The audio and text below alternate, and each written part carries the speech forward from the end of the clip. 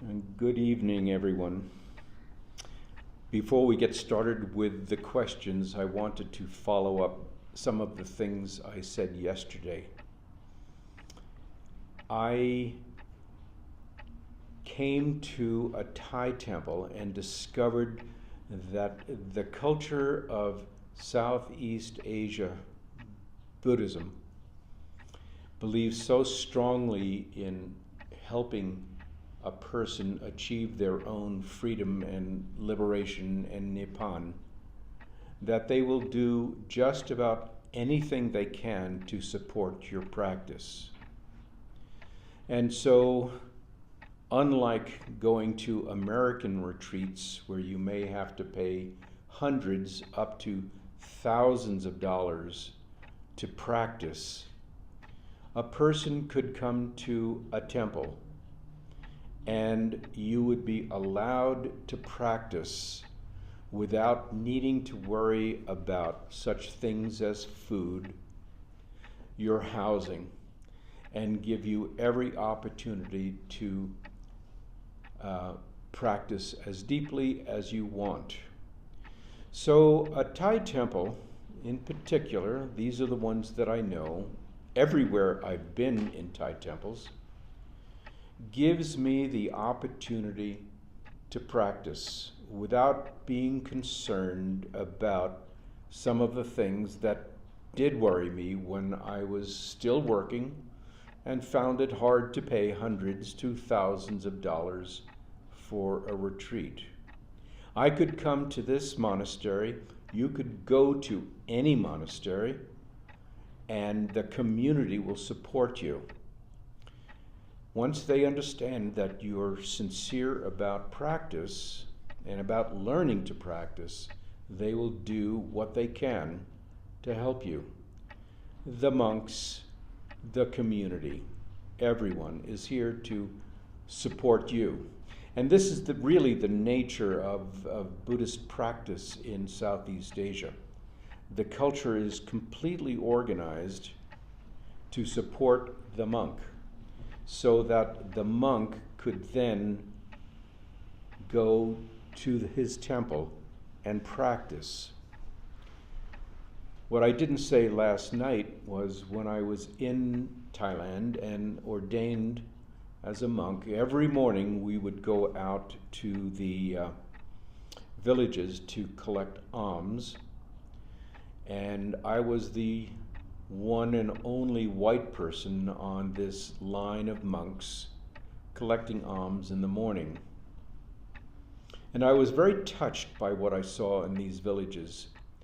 The little old grandmas would get up way before dawn and cook hot, sticky rice and other things for the monks to live, and would be with great pleasure and in their way of demonstrating their love for the Dhamma, come out and place some food in your bowl.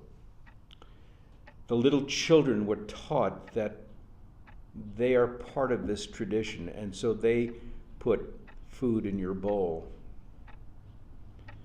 And when I returned to the monastery and it was almost time to eat our one meal a day, or 2 meals a day, I remembered every grain of rice and every packet of food that was donated to help this person they did not know to practice. So by their making merit and supporting my life, I was able to bring that back to the temple and practice for the rest of the day. That's something that Americans just really don't know about. That when you were to come to, say, this temple, Wat Buddha Wawaram in Denver, the rice that's put on your plate and the food that's put in front of you is there for one purpose only, and that's for your practice, for your own liberation, for your own freedom, for Nibbana. It's done with great meaning by the Thai people to support your practice, and I accept it because I will use their food to give me energy to practice here. So the monks in this community, the Thai community of Denver, invite you to come here and to learn how to practice, how to meditate, sometimes in English, sometimes in Thai, sometimes in both. But you're being given a gift to achieve your own freedom. This is really one of the core values of Southeast Asians, Buddhists in particular. I've asked this gentleman next to me, Blaze, to ask a few questions, and I'll be answering them to the best of my ability. But I did want you to know how much of a resource this temple really is to you and for you. And once again, because I offer retreats here occasionally, give me your information through the website and I will contact you and let you know when I'm coming in to teach. And if I'm not here, the monks are able to help teach you and get you started in a practice. So I'm going to turn to Blaze and his question. Okay, so since we're talking about going to temples, and it's something that Westerners don't have a lot of experience with, I'm wondering if you can talk about general formalities. Yeah, this is a big concern for Americans because they are afraid of offending. They don't want to offend anyone in a foreign environment. And this is a little bit of Thailand right here. Well, there are some things that I always teach the Americans when they come here. First and foremost, you don't touch monks, men or ladies. Don't touch the monk. And to greet them, you would do something as simple as this, just acknowledging their presence, and they will acknowledge you back, sometimes even with a handshake. They know Americans know handshakes, and they will do that. When you're in a Thai temple, and if you're in a Buddha hall, where the central Buddha statue is, you don't want to point the bottoms of your feet towards the statue. There is a general area where the monks are when they're here for ceremonial reasons. It's a carpet, and so you're asked not to be on that carpet, reserved for the monks. You want to dress modestly and clean as possible. It is not necessary to wear white until you begin to understand what wearing white means in this tradition. So you don't have to run out and buy a new wardrobe. However, Walmart has some very inexpensive white clothing. And you'll be given a place to sleep, especially if you're here to practice. Most of the monks have enough English to understand what you're asking about. When the lay people greet you, they'll do that to you, and all you do is greet them back. Some will say it also, hello and welcome, and things such as that.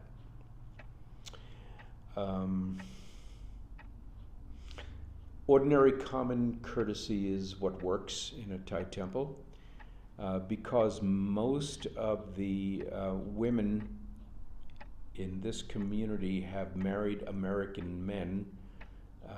They understand how much Americans don't know about the culture and the customs, And so they're extremely forgiving. And so you don't need to worry about that. But it is helpful to have someone around to say, don't do that just because you just don't do that in this culture. Just some ordinary sensitivities towards other ways works very well. Your street language stays out in the street. When you come on retreat, I ask all people to shut off their cell phones and to leave the politics outside the walls of the temple building. There's nothing more distracting than those kinds of things. And we just put our minds to learning how to meditate and the practice. Any other customs that you can think that I didn't mention? No, I thought that was pretty good. Okay. Thank you. Sure.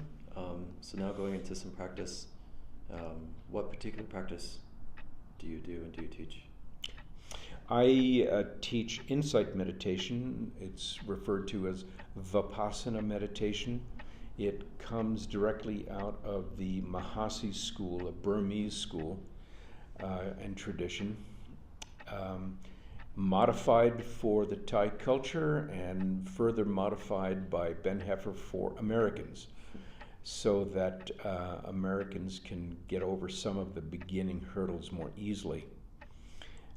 Just moments ago we were talking about extremely slow walking, and yes, that is part of the practice, but beginners oftentimes have a hard time being balanced and secure in their footsteps. So my modification is to walk more normally so you can begin paying attention to the walking and the sitting part of the practice. And those are two major parts of the Vipassana practice.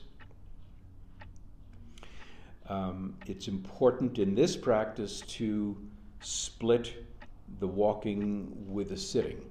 So if you are walking for half an hour, you then sit for half an hour. Or if you walk for an hour, then you want to sit for an hour. What we're doing is balancing concentration and mindfulness. And I define mindfulness as paying attention to exactly what's happening when it's happening, and the energy to hold your attention on what's happening is called concentration. So you need both of those things in order to begin to grow in your practice. Whether you're walking, whether you're sitting, whether you're shopping at Safeway or King Super, Costco, with your spouse, everywhere in life, this same technique is very easily transferred into all aspects of life. Other forms of Vipassana are taught in Denver, but not at this temple. Thank you. Sure. What are some main differences between the Vipassana insight meditation versus, not necessarily versus, compared to other meditation techniques? Okay. I can only speak to the ones that I've experienced. I started off my meditation practice in Zen practice, Japanese practice, and that's in the northern schools of Buddhism, Mahayana. And while I enjoyed the practice a lot, I was not getting clear answers on what do I do with my body, what do I do with my feet when I'm walking, what do I do with my mind, what do I do with my hands and my body. For whatever reasons, those simple questions, beginner questions, were never answered clearly.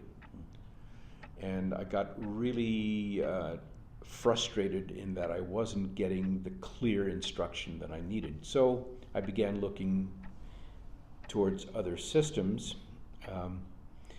I took a 10-day Goenka course. Now he is a teacher of quite some popularity in the West. He also was a Burmese teacher, not in the Mahasi lineage though. And 10 days of very intense practice.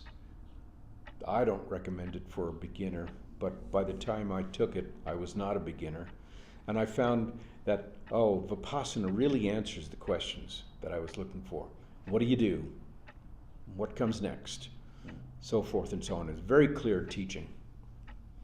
But it wasn't quite right for me.